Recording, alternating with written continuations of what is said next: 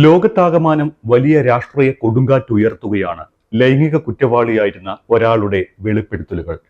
Indian പ്രധാനമന്ത്രി നരേന്ദ്രമോദിയുടെ അടക്കം പേര് പരാമർശിക്കപ്പെടുന്ന എപ്സ്റ്റീൻ ഫയലുകൾ എന്നറിയപ്പെടുന്ന ജെഫ്രി എപ്സ്റ്റീനുമായി ബന്ധപ്പെട്ട രേഖകളാണ് ഇന്ന് ലോകമാകെ ചർച്ചാ വിഷയം. മൈക്രോസോഫ്റ്റ് മേധാവി ബിൽ ഗേറ്റ്സ് അടക്കം ഉൾപ്പെട്ട എപ്സ്റ്റീൻ ഫയലുകൾ എന്താണ്? എന്തൊക്കെ വിവരങ്ങളാണ് എപ്സ്റ്റീൻ ഫയലിൽ ഉൾപ്പെട്ടിട്ടുള്ളത്? ആരാണ് ജെഫ്രി എപ്സ്റ്റീൻ? ഈ കാര്യങ്ങളാണ് ഈ വീഡിയോയിൽ പറയാൻ പോകുന്നത്. ലൈംഗിക കുറ്റവാളിയായിരുന്ന വിവാദ വ്യവസായി ജെഫ്രി എപ്സ്റ്റീനുമായി ബന്ധപ്പെട്ട ദശലക്ഷക്കണക്കിന് രേഖകളാണ് അമേരിക്കൻ നീതിന്യായ വകുപ്പ് പൊതുജനങ്ങൾക്ക് കഴിഞ്ഞ ദിവസം ലഭ്യമാക്കിയത്. കഴിഞ്ഞ ഡിസംബറിൽ ആദ്യഘട്ട രേഖകൾ പുറത്തുവിട്ടതു മുതൽ ഇപ്പോൾ വീണ്ടും പുറത്തുവന്ന വിവരങ്ങൾ അടക്കം ലോകരാഷ്ട്രീയത്തെ തന്നെ പിടിച്ചു കുലുക്കുന്നവയാണ്. മുൻ അമേരിക്കൻ പ്രസിഡന്റ് ബിൽ ക്ലിന്റൺ മുതൽ ഇപ്പോഴത്തെ പ്രസിഡന്റ് ഡൊണാൾഡ് ട്രംപ് വരെയുള്ളവരെ മുൾമുനയിൽ നിർത്തിയ വെളിപ്പെടുത്തലുകളാണ് എപ്സ്റ്റീൻ ഫയലുകളിൽ ഉള്ളത്. ലക്ഷക്കണക്കിന് ചിത്രങ്ങളും 2000-ലധികം വീഡിയോകളും ഇമെയിലുകളും അടക്കം 30 ലക്ഷത്തിലധികം പേജുകൾ വരുന്ന ബൃഹത്തായ രേഖകളാണ് എപ്സ്റ്റീൻ ഫയലുകൾ. പെൺകുട്ടികളെ ലൈംഗിക ആവശ്യങ്ങൾക്കായി കടത്തിയെന്ന കുറ്റത്തിന് ജയിലിലായിരുന്ന ജെഫ്രി എപ്സ്റ്റീൻ വ്യവസായിയായി ശതകോടീശ്വരനായി വളർന്ന് ഒടുവിൽ ലൈംഗിക കുറ്റവാളിയായി തന്നെ ജയിലിൽ കഴിയവേ മരിച്ചു.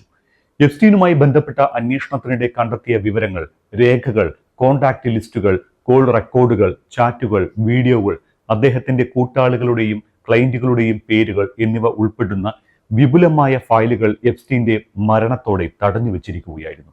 ഡൊണാൾഡ് ട്രംപ് അമേരിക്കൻ പ്രസിഡന്റ് ആകുകയും ട്രംപും എപ്സ്റ്റീനുമായുള്ള പല ചിത്രങ്ങളും പുറത്തുവരികയും ചെയ്തതോടെ എപ്സ്റ്റീൻ ഫയൽ വിവാദത്തിന് വീണ്ടും തീപിടിച്ചു. പിന്നീട് നിരന്തര ആവശ്യങ്ങൾക്കൊടുവിൽ 2025 അവസാനം എപ്സ്റ്റീൻ ഫയലുകൾ പുറത്തുവിടാൻ ട്രംപ് ഉത്തരവിറക്കി.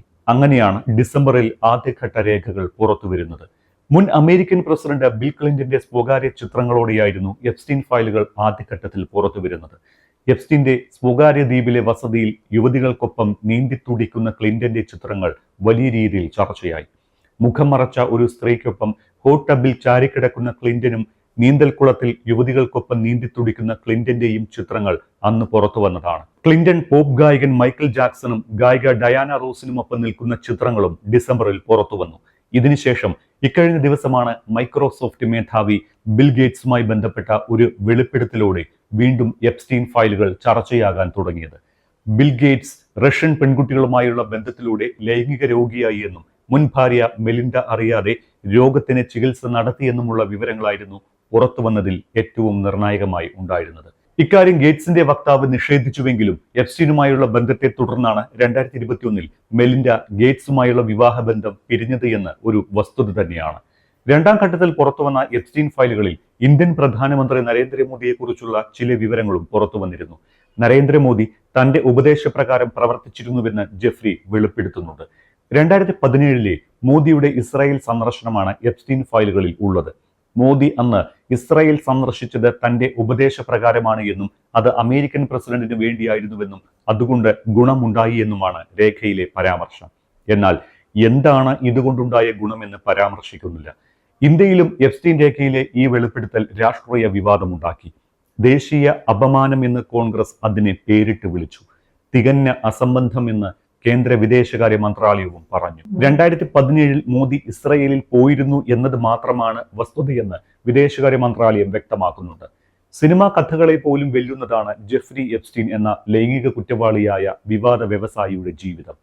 അമേരിക്കയിൽ ശതകോടീശ്വരനായി വളർന്ന് ഒടുവിൽ ലൈംഗിക കുറ്റവാളിയായി ജയിലിൽ എരിഞ്ഞടങ്ങിയ സംഭവ ബഹുലമായ ജീവിതം. അമേരിക്കയിലെ കോടീശ്വരന്മാർക്കായി നിശാ പാർട്ടികളും വിരുന്നുകളും സംഘടിപ്പിച്ചു വന്നിരുന്ന ജെഫ്രിയുടെ ജീവിതം മാറിമറിഞ്ഞത് പെട്ടെന്നായിരുന്നു. തന്റെ പെൺസുഹൃത്തിനൊപ്പം ചേർന്ന് നിരവധി പെൺകുട്ടികളെ തന്റെ സ്വകാര്യ ദ്വീപിലേക്ക് കടത്തിക്കൊണ്ടുപോയി എന്ന കേസോടെ എപ്സ്റ്റീൻ കുപ്രസിദ്ധനായി. പിന്നാലെ സെലിബ്രിറ്റികളുടെയും ഉന്നത രാഷ്ട്രീയക്കാരുടെയും ബിസിനസ്സുകാരുടെയും ലൈംഗിക ആവശ്യങ്ങൾക്കായി പെൺകുട്ടികളെ കടത്തിക്കൊണ്ടുപോയി എന്ന കേസ്. 2008 ആദ്യമായി അറസ്റ്റിലായ ജെഫ്രി അകത്തുകിടന്നത് വെറും 13 ദിവസമായിരുന്നു. അന്ന് പെൺകുട്ടിയെ ലൈംഗിക തൊഴിലിന് പ്രേരിപ്പിച്ചു എന്ന് ജെഫ്രി തന്നെ കുറ്റസമ്മതം നടത്തിയതാണ് അറസ്റ്റിലെത്തിച്ചത്. 2019 ജൂലൈയിൽ വീണ്ടും ജെഫ്രി അറസ്റ്റിലായി. തൊട്ടടുത്ത മാസം ഓഗസ്റ്റിൽ ജയിലിൽ വെച്ച് ജെഫ്രി മരിക്കുകയും ചെയ്തു. ഈ മരണത്തിൽ ഇപ്പോഴും ദുരൂഹത തുടരുകയാണ്. ജെഫ്രി ജയിലിൽ മരിച്ചതോടെ ഇയാളുമായി ബന്ധപ്പെട്ട കുറ്റകൃത്യങ്ങളിൽ പങ്കാളികളായവർക്കെതിരായ നിയമ നടപടികൾ നിർത്തിവെച്ചു.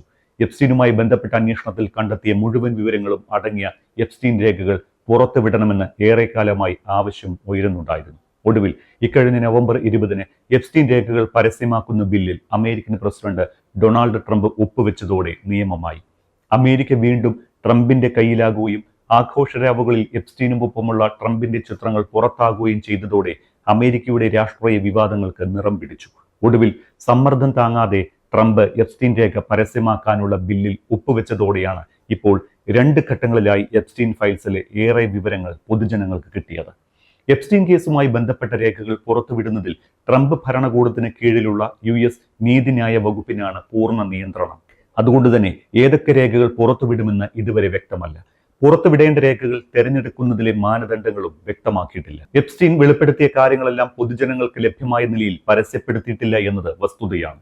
എപ്സ്റ്റീന്റെ മേൽ ചുമത്തപ്പെട്ട കുറ്റകൃത്യങ്ങളിൽ പ്രമുഖരുടെ ബന്ധം എന്താണ് എന്നതും അവ്യക്തമായി തുടരുകയാണ്.